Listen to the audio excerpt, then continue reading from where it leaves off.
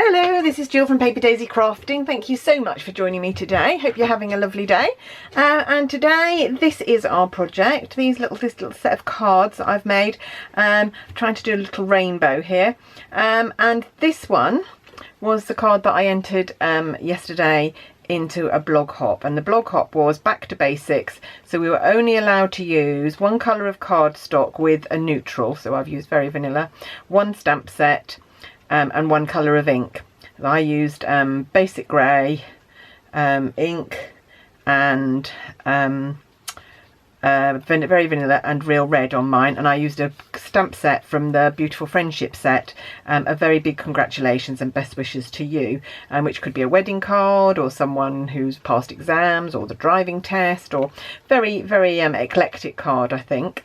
And then I decided as I made it that actually I'd quite like to use the same design for my thank you cards for my customers this month.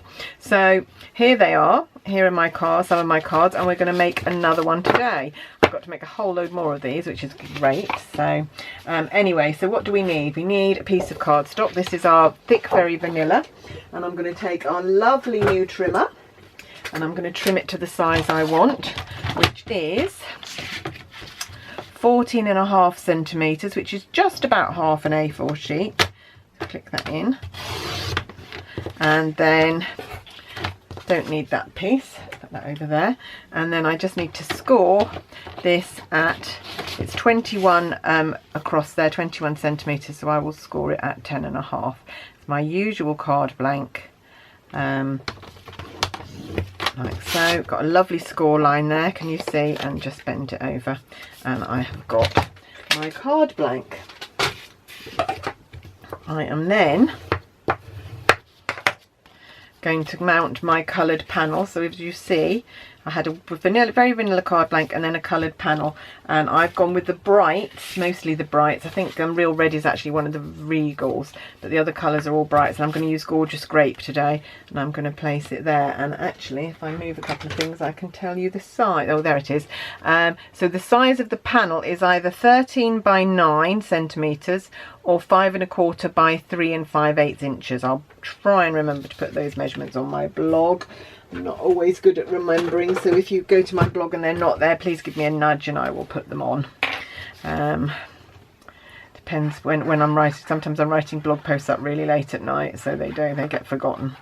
But no, it's a little bit of Tombow here on the back of my card blank.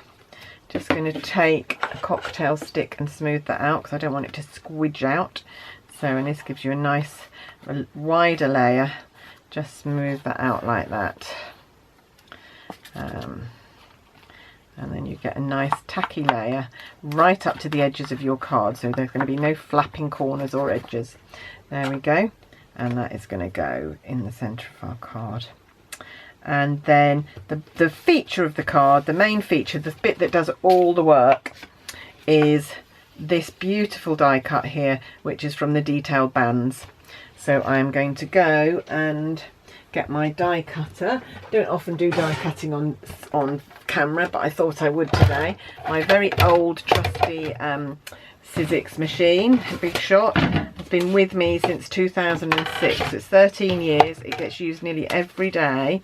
These plates have been going for yonks actually and still haven't cracked, so I'm quite pleased about that. So this is the big die from the Detailed Band set. If I just show you the other dies in there.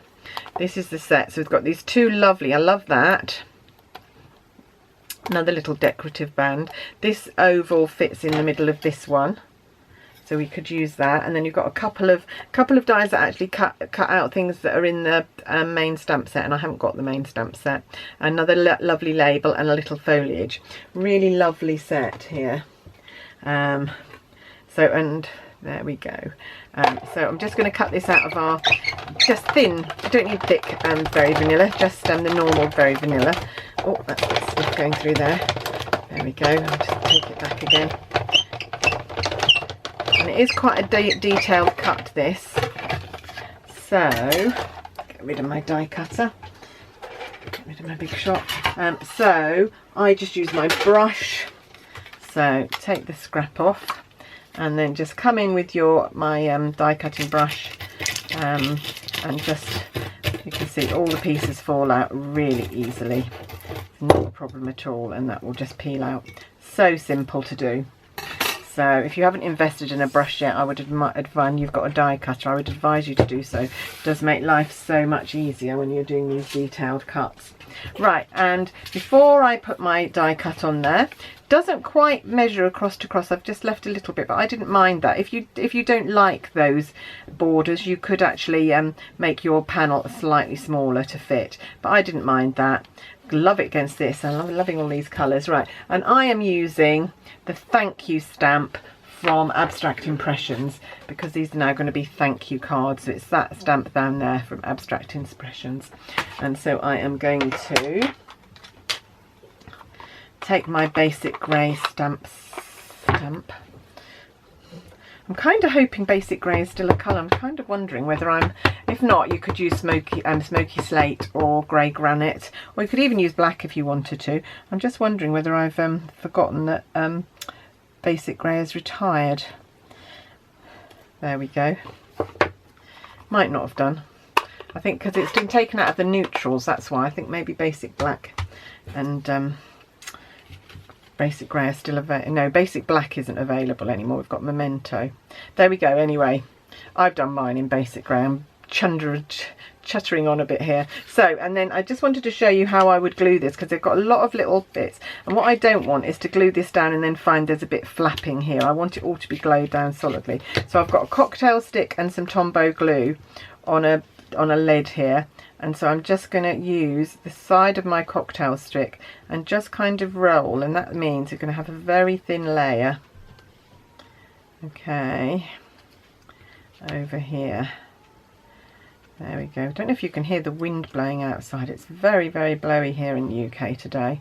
It's very blowy and quite wet as well. Not a very nice day, which is why I'm glad I'm inside and I'm crafting. So it's lovely to have you joining me, watching my video.